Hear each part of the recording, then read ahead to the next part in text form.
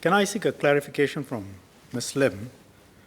She said that there was a trial balloon. The Prime Minister spoke last year, and because of the public reaction, the government backed down, but was stuck with this announcement, and therefore this announcement has been made of a future GST increase. Can I invite her to agree that that's a thoroughly hypocritical and dishonest statement, and typical of the statements she makes in this House? Let me explain. Would Ms. Lim agree that Prime Minister first talked about a tax increase during the National Day rally? I think it was in 2013. And that the Finance Minister talked about the tax increase in the budget last year, a year ago. And the Prime Minister, when he spoke about the likelihood of a tax increase late last year, reference to the Finance Minister's statement earlier in the year. Does she not know all these facts? And if one, with some common sense, puts those facts together with another set of facts, which is that DPM Tharman and the Prime Minister had said the government had enough funds for this term. You put those two sets of government positions together, is it not absolutely clear that A, we don't need money for this term, and B, we will need to raise taxes for the future? Given that the positions have been consistent, and Ms. Lim would also know that, for example, when we first talked about GST, it was mentioned in 1986, but came into force much later, I believe in 2004. 1994.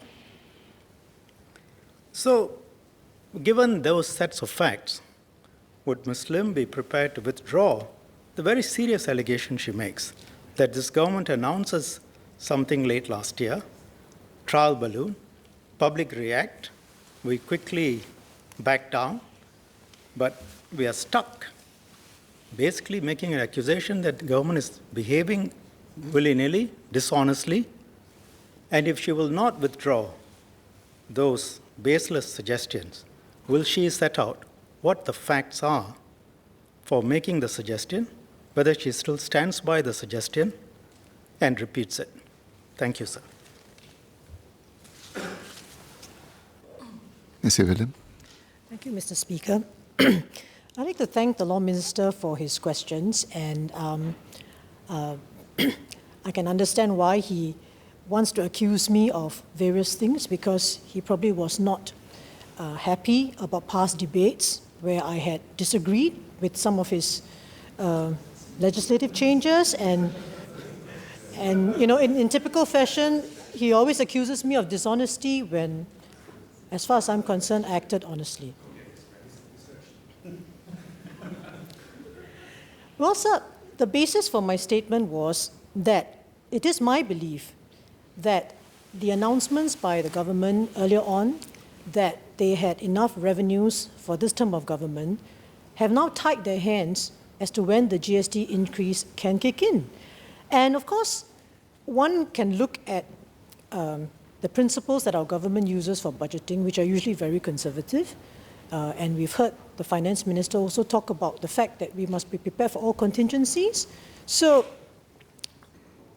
if those announcements had not been made, we may be facing a GST increase in this budget statement. Now, as to the chronology of events that the Minister recited, I do not have them on hand. I have to go back and check, to be fair to him, but this is my honest belief. Assuming the facts are as I have set them out, would you agree that the suggestions are baseless, and are you prepared to withdraw that this government behaved dishonestly? Ms. Sylvia Lim. So I never said that the government behaved dishonestly. I said that the government is stuck with the announcement that they have enough money for the decade. No. The implication, based on what you've said, is that a trial balloon was floated with the obvious intention that a tax increase was going to be announced now, but because of the public reaction being so severe, the government has backtracked and has changed its mind and has announced it as a future tax increase. Isn't that what you are saying? And if that's not what you're saying, please say so clearly. So I clearly said that it was my suspicion. I clearly said that. You can check the hands up. So we And are. it's my honest suspicion. Yes. If members So am I not can entitled- wait till I call Am I them. not entitled to have a view? Mr. Shan. So we now have that confirmation that there was a suspicion. Now, does Ms. Lim agree that it doesn't accord with the standards of a first world parliament and honest debate for someone to come here and start talking about, this is my suspicion, I cannot back it up, it's contrary to all the facts. In fact, I haven't checked the facts. Now that you recount the facts, I'll go back and check, but I have my suspicions. Would she agree that that is contrary to the standards of a first world parliament? And secondly, I'm not the only one to accuse Ms. Lim of dishonesty. I think the phrase, a Latin phrase, will be ringing in her mind. Suppressio veri, suggestio falsi. Somebody very eminent, a high court judge, said that about Ms. Lim. Thank you. Ms. Sylvia Lim. Fortunately, we don't have translators for Latin. Speaker, sir, as far as I know, there's such a thing as parliamentary privilege. And if I recall earlier debates, even PAP MPs were encouraged to come to the House to convey even rumors so that the government has the opportunity to refute them. This is the value of this chamber.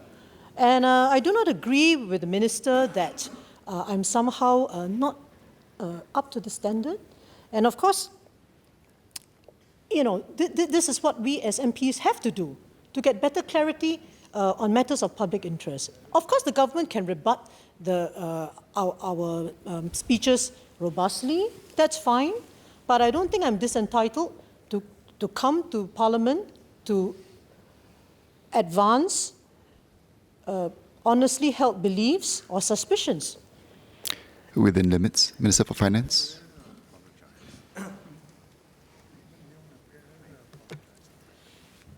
Mr. Speaker, thank you. Now, I want to thank my colleague, Minister Shanmugam, for reminding me that I have not answered this part of Ms. Lim's question. Now, Ms. Lim says that you are saying this on suspicion, and I believe Ms. Lim is a lawyer and also a police officer before. So, I too have been a police officer before. So we know that the first thing that when we have a suspicion is to go out and interview witnesses as part of our investigation. Now, I want to present myself as your witness because I've been working on this ever since I became finance minister. And I want to confirm that the statement made by DPM government that we have enough revenues due this term of government is correct. We have done all our projections, and that is an accurate and truthful statement. In fact, if you were to look at circumstantial evidence, why did I not set a timeline for that? And I said that it depends on the prevailing economic conditions. It depends on a number of factors which I will continue to carefully monitor, and that we must not get distracted with one-off events, one-off surpluses. I made that very clear in my statement. And if indeed we were so short, wouldn't it be the logical thing to say, let's do it now and find some ways to do it? We did not. And I said that it's between 2021 to 2025. So I think having told you that I've been working on this ever since I became finance minister to look at all our revenue projections and expenditure projections again and discuss with the Prime Minister and the Deputy Prime Ministers that statement is correct. Right? It is honest assessment of our position, which remains accurate till today. And that is why I did not have to do a GST increase now in this budget. So it was not a case of floating any trial balloon. And if you remember that I said it at the last budget, that we have to look for revenue measures, I said it again at a constituency visit at Ken Hill Moment a few months after that. And then the Prime Minister said it in November last year. So on the basis of all the evidence that I'm offering, would Ms. Lim withdraw your comment? Ms. Sylvia Lim. Sir, I've listened to the Finance Minister's response. I still feel that there's nothing wrong with what I said, but I've noted his answer.